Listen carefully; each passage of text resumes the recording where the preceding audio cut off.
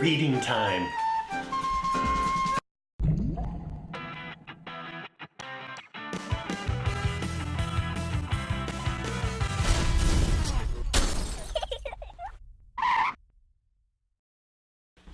Hello there. Hey, welcome to Presentation Prozac, where I am here to help you relax and your audience feel good. You feeling good? Today's gonna be fun. We're talking about reading to your audience. Now, I'm not gonna get into teleprompters and cue cards, but we are going to just quickly discuss if you have a document that you have to read or something from a book.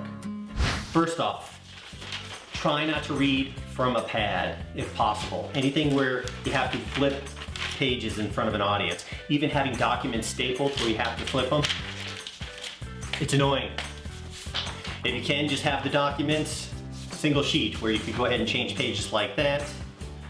Also, having just your notes on a card. If you're going to read, go ahead and transfer the information there. And then also, what speakers are using as well, they're using their iPad. And then you can go ahead and use your notes there. A few other things you should be aware of when you're reading to your audience is keeping awesome eye contact with them.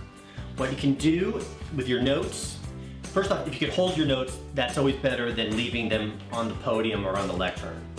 Just looking down and looking up, as opposed to from here, having a conversation with your audience, it's much better. Keep your thumb as a guide, or use your thumb as a guide, so you don't get lost. If you do get lost, don't go, oh man, where was I? Don't sit there and mumble, don't read to the audience. It's okay, let the silence resonate.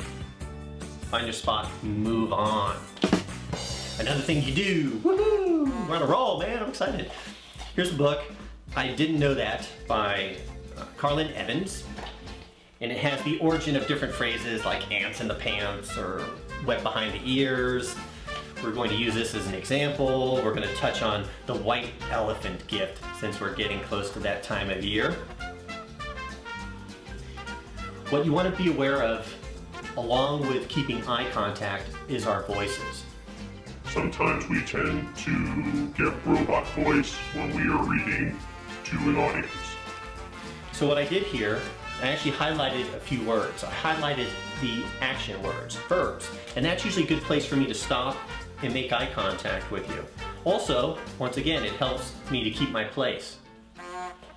If you tend to be one of those folks that just reads in monotone, two things you can do when you practice.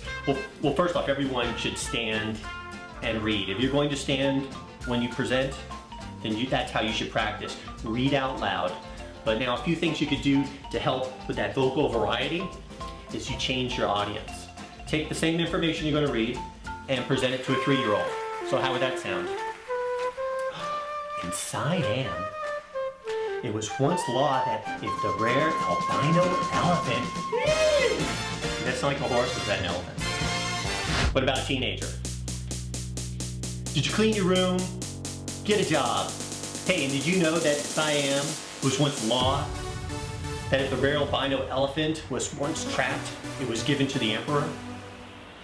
And then how would we just read it? But hey, have fun with it, play with it. Let's see here. I don't have my glasses. So in Siam, it was once law that if the rare albino elephant was trapped, it was given to the emperor. While the motive of saving the endangered breed was noble, the task of maintaining such a creature was difficult.